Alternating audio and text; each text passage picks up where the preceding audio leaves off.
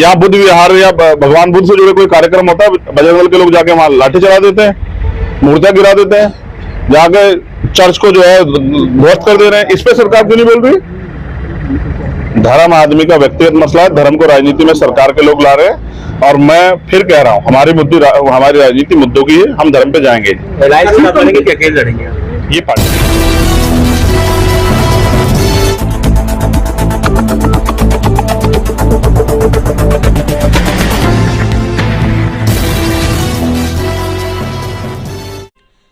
नमस्कार, आप देख रहे हैं इंडिया न्यूज 24 टीवी न्यूज और मैं हूं आपके साथ भावना। चलिए रुक करते हैं खबरों की ओर। चुनाव से पहले चंद्रशेखर आजाद रावण की बड़ी प्लानिंग, अब कौन सा आंदोलन करने वाले हैं, आइए जानते हैं चंद्रशेखर आजाद रावण ने क्या कहा। इतिहास पढ़ाओ तो आप जानते हैं जैन धर्म बहुत पुराना, और जैन धर्म के साथ ही हम चंद्रगुप्त मौर्य को देखेंगे तो उन्होंने जैन धर्म स्वीकार किया, यानी कि जैन धर्म का अस्तित्व था। और फिर सम्राट अशोक ने बौद्ध धर्म स्वीकार किया 2200 साल पहले, यानी कि इसका भी अस्तित्व था। तो मैं किसी धर्म पर टिप्पणी नहीं कर रहा हूँ, जिसके प्रमाण है।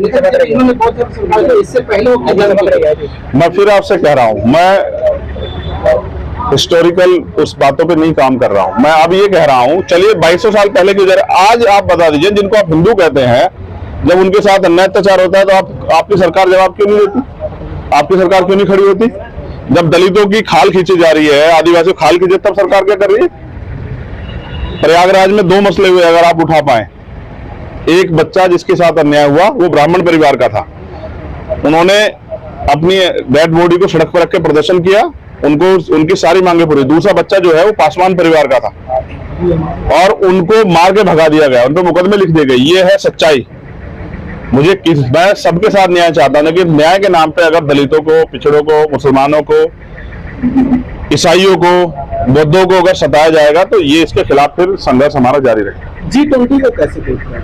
अच्छी बात है, मगर G20 के आड़ में देश की जो बुनियादी समस्याएं हैं या देश का जो खस्ताहाल, उसको बैनर के पीछे छिपाना नहीं चाहिए। प्राइम मिनिस्टर को दिखाना चाहिए दुनिया को कि हमने देश में, हम अभी तक दिल्ली को भी सही तरह संवार नहीं पाए, जो देश की राजधानी।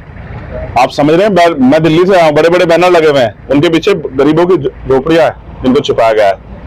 उनके पीछे वो जगह है जहां देखकर एहसास होता है कि हम जो है अभी भी 100 साल पीछे हैं दुनिया के हिसाब से। तो उनको छिपाने से काम चलेगा, उनको बुनियादी काम करना चाहिए। प्राइम मिनिस्टर पे कोई किसी परमिशन की जरूरत नहीं है कि कोई परमिशन देगा कि उन पे कोई बजट की कमी है। सब कुछ है लेकिन नियत नहीं है, क्योंकि गरीब अगर अपने पैरों पर खड़ा हो जाएगा तो कोई उससे गुलामी नहीं करा पाएगा। Thank you. आप अभी तो आप क्या पहुंचे हैं सिद्धार्थनगर में, क्या पूरा फैसला? देखिए, सिद्धार्थनगर से, क्योंकि वो नेपाल का बॉर्डर है और हमें संविधान बचाओ देश बचाओ यात्रा शुरू करनी है, तो पहली जो संविधान बचाओ देश बचाओ यात्रा जो जिलों वाइज शुरू होगी, उत्तर प्रदेश में वो सिद्धार्थनगर में आज उसका पहला चरण जो है ना, जो उसकी यात्रा को सिद्धार्थनगर शुरू हो, और लगभग 70 किलोमीटर की यात्रा रहेगी। इसमें काफी जो कस्बे पड़ेंगे उधर वहां पैदल मार्च होगा। जागरूकता अभियान के तौर पे जनता को जागरूक किया जाएगा। जो आज हालात जो है केंद्र की और स्टेट की सरकार ने उत्तर प्रदेश में बना दिए, जनता इस हालातों को समझे और इनसे बाहर निकलने के लिए आने वाले समय में अपनी वोट का सही प्रयोग करेगी। उसके बाद मध्य प्रदेश, राजस्थान में भी हमारी यात्रा, संविधान बचाओ देश बचाओ यात्रा शुरू हो रही है अलग अलग डेटों में। तो उत्तर प्रदेश में क्योंकि मेरी जिम्मेदारी यात्रा शुरू कराई जाए, क्योंकि उत्तर प्रदेश एक बड़ा सूबा है और केंद्र का रास्ता जो है वो उत्तर प्रदेश से होकर जाएगा, और यहाँ भारतीय जनता पार्टी मैक्सिमम सीटों पे विजयी है। तो बीजेपी का विजय रथ जो है हम लोग उत्तर प्रदेश में रोकेंगे, उसकी तैयारी हम लोगों ने कर ली।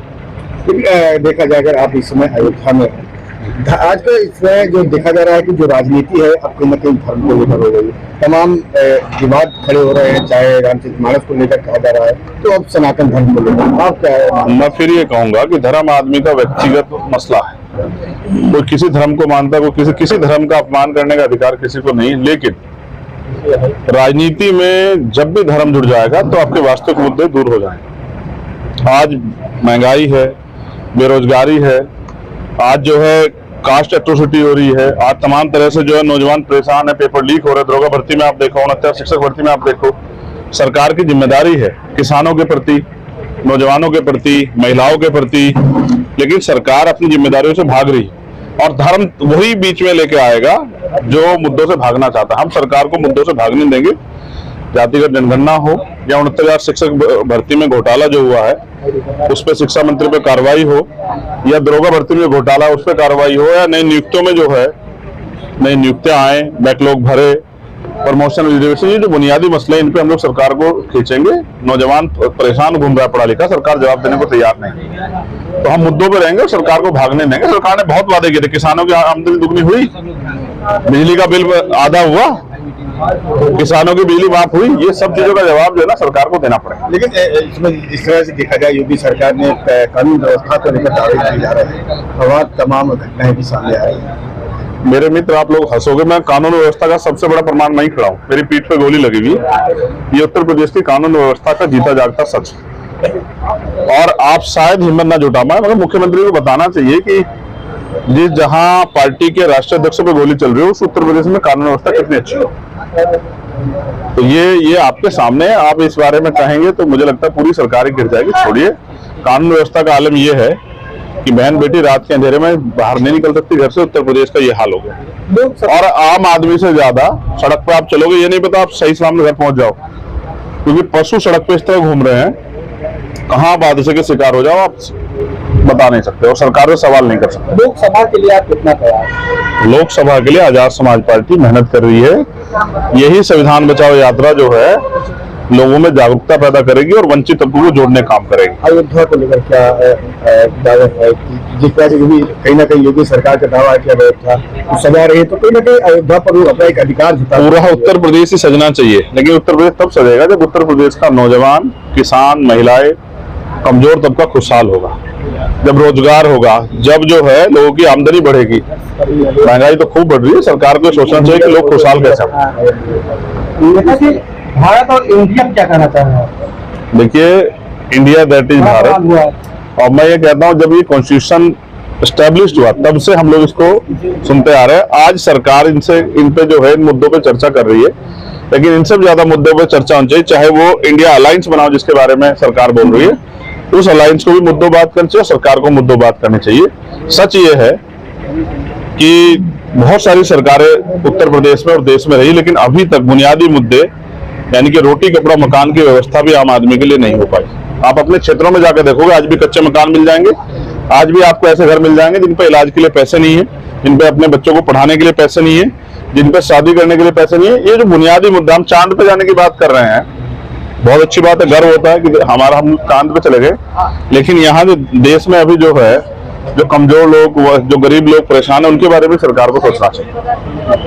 आप समर्थन करते हैं भारत?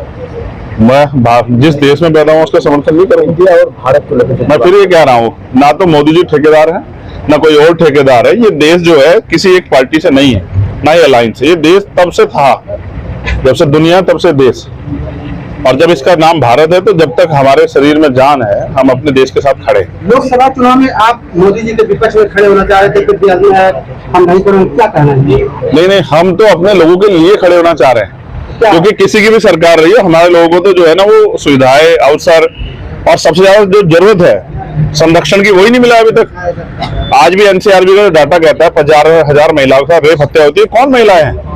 इसकी भी जांच जो है सरकार के लोग करके आंकड़े जारी करने चाहिए, किन जातियों की महिलाएं।